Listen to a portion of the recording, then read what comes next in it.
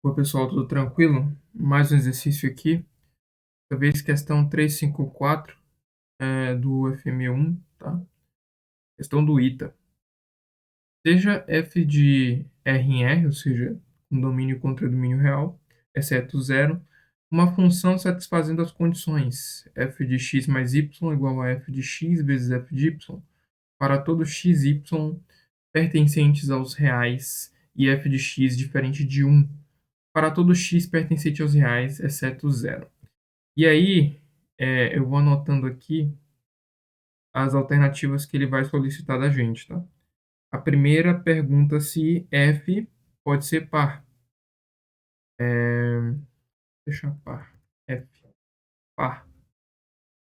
Então, para a gente verificar se f, perdão, pessoal, não é par, não é ímpar. Ímpar. F ímpar, ok? Para a gente verificar se f pode ser ímpar, a gente primeiro tem que entender o que é uma função ímpar. Uma função ímpar é uma função do tipo f de menos x igual a menos f de x, ok? Beleza, isso aqui é a característica de uma função ímpar.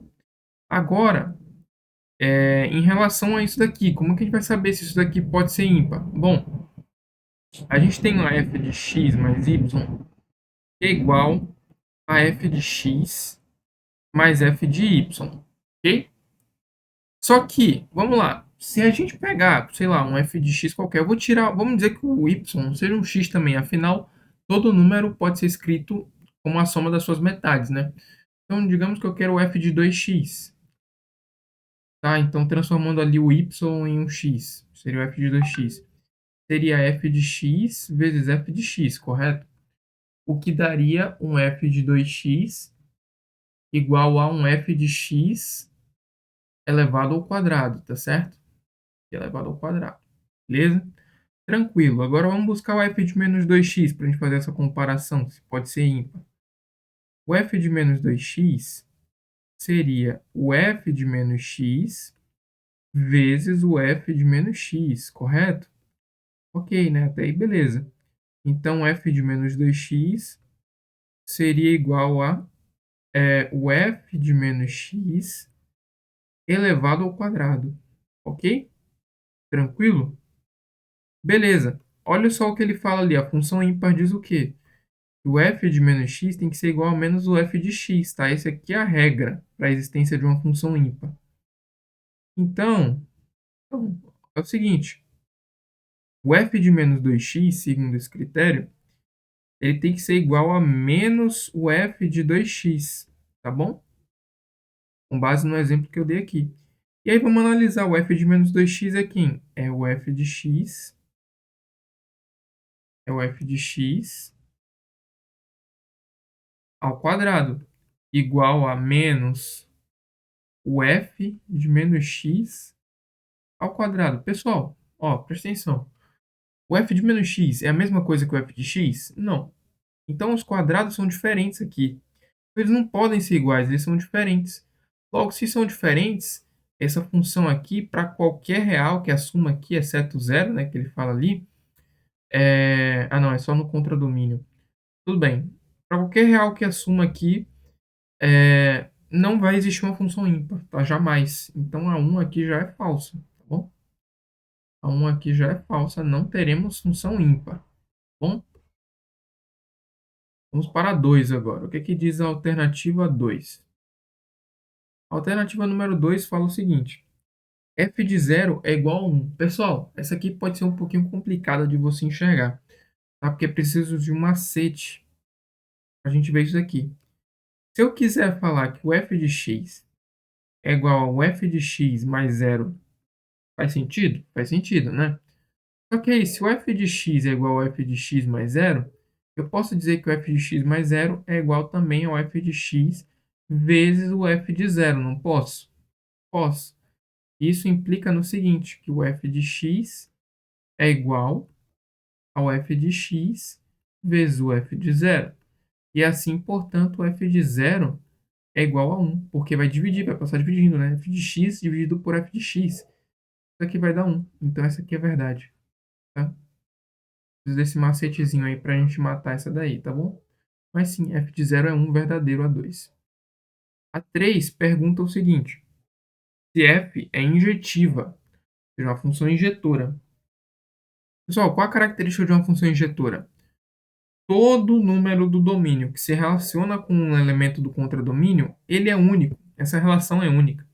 Então, não existe, por exemplo, dois números do domínio, tá?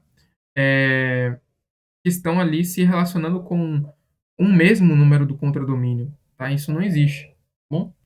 Então, ok. Então, essa é uma característica de uma função injetora, tá? Só que a gente percebeu o seguinte: eu tenho um f de x. Vocês concordam que eu posso escrever esse f de x como também um f de x sobre 2 mais x sobre 2? Sim, a soma das metades. Isso aqui serve para qualquer número, tá? Todo número tem uma metade, portanto, você pode escrever qualquer número como a soma das suas metades. E isso implica no seguinte: olha só, o que que ele disse ali da nossa função, que o f de x é o f de x, ou perdão, né? Perdão, pessoal, escrevi errado aqui, ó. F de x mais y é igual ao f de x vezes o f de y, tá? Só que o x e o y podem ser a metade de um número maior, como por exemplo o exemplo ali do 2x, tá? Onde você tinha o y funcionando também como x. Então, se isso acontece, se isso é válido, sempre vai ter uma relação diferente, tá? Nunca vai ser a mesma. A gente vai concluir que ela é sim injetora. Porque mesmo que a gente tenha um f de 1 é igual a f de meio mais meio, e aí, consequentemente, esse f de 1, segundo a regra dessa função que ele falou, vai ser f de meio ao quadrado, né? F de meio ao quadrado. O f de menos 1, olha só, o f de menos 1, ele vai ser o f de menos meio. O que vai dar, parêntese horrível, o que vai dar isso aqui como consequência, né?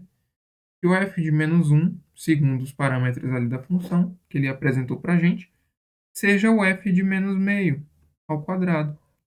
Esse f de meio e esse f de menos meio não são a mesma coisa, são diferentes, como a gente viu ali no caso do f de x ao quadrado e f de menos x ao quadrado, tá? Algo assim, foi isso aí mesmo. Então, se eles são diferentes, não vai ser a mesma coisa, tá? Não vai ser a mesma, vai ser a mesma relação, tá? Então, os elementos do domínio não estão se relacionando com o mesmo do contradomínio, entende? Portanto, ela vai ser sim injetora, tá, pessoal? Porque vai sempre gerar uma relação nova. Espero que tenha dado para entender. Mas você analisando que sempre cada número tem uma metade diferente em relação ao outro número, então, obviamente que o quadrado dessas metades vão ser únicos, né? Então, por exemplo, a metade de um é meio, a metade de 2 é 1, a metade de 3 é 1,5 e por aí vai. Nunca vai ser a mesma, tá? Então, beleza. Concluído isso, vamos para a última, né? A 4. Que fala o seguinte. Pergunta na 4. F não é sobrejetiva, pois f de x é maior que zero para todo x pertencente aos reais. Pessoal, f de x é maior que zero? F de x é maior que zero, pessoal, pelo mesmo motivo que a gente acabou de falar. Se a gente entender qualquer número como a soma de suas metades, eu posso dizer, com base na regra dessa função, de que esse número é essa metade elevado ao quadrado. Então, é o exemplo que eu dei aqui em cima, do f de meio, tá? O f de 1 igual a f de meio. Olha que o f de 1, segundo a regra dessa função, vai ser f de meio ao quadrado. Isso significa que qualquer número ao quadrado vai ser positivo, independente, tá? Ou negativo. Lembra, o índice não, perdão, o expoente é par, então vai ser positivo, ok? Então, se for menos 35 aqui, vai ser a metade de menos 35 elevado ao quadrado, que vai dar um número positivo, tá bom? Então, sim, ela é maior que zero e por isso ela não pode ser sobrejetora. Por quê? O que é uma função sobrejetora? Ela possui imagem e contradomínio iguais. Se o contradomínio é o dos reais, exceto zero, que nem ele fala lá no início, só que a gente vê que as funções sempre vão ser maiores que zero, significa uma parte que é a parte menor que zero, a gente está desprezando do contradomínio. Ou seja, a imagem não inclui a parte menor que zero. Logo, ela não é sobrejetora, porque elas teriam que ser iguais, entende? Então, É basicamente isso aqui, pessoal. Eu vou montar um gráfico aleatório aqui só para ficar entendido o que está acontecendo, só para se você ficou ainda com dúvida do que eu estou falando. Então, digamos que aqui eu tenho um contradomínio. É isso aqui tudo, o y, tá? A gente viu que essas funções elas precisam ser maior que zero, tá? Para qualquer real, para qualquer x real. Elas precisam ser maiores que zero, porque envolve quadrado de números, tá? Então, digamos que lá seja um exponencial, assim, tanto faz o formato do gráfico dessa função. Eu sei que vai ser maior que zero sempre. Percebe que essa parte aqui do contradomínio que eu estou riscando aqui, ela está desprezada, a imagem não inclui isso daí. Então, não é sobrejetora, tá? Se fosse sobrejetora, teria que ser algo assim, ó, tá? Teria que ser algo assim, que envolve todo o contradomínio. Não acontece, então não é sobrejetora. Portanto, a 4 é verdade também. Então aqui é verdade. Logo, ele pergunta qual é a única falsa. E, pessoal, a única falsa é a 1, tá? A 1 é a única falsa, tá bom? Beleza? Então, se você tiver com o seu livrinho do FME aí, checa aí as alternativas, acompanha com o vídeo, tá? Obrigado para você que viu e até um próximo.